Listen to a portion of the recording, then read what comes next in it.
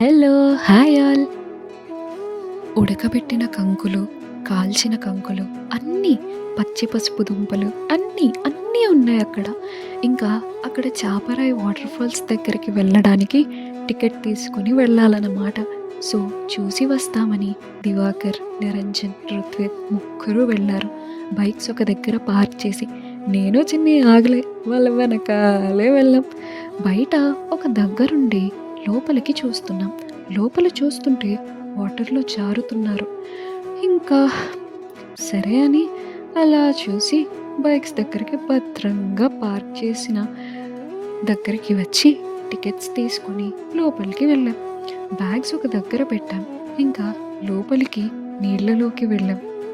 వెళ్దామని రెడీ అవుతున్నాం. మాతో దివాకర్, నిరంజన్ రాలేదు. రుత్విక్, నేను, సిరి, చిన్ని వెళ్ళాం.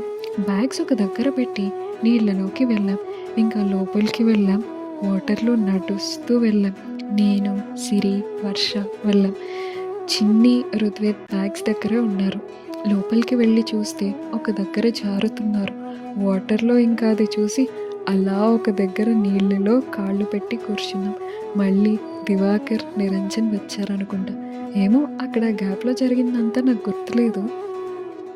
ఆ తరువాత ఏం జరిగిందో తెలుసుకోవాలంటే నెక్స్ట్ పార్ట్ కోసం వేచి ఉండండి.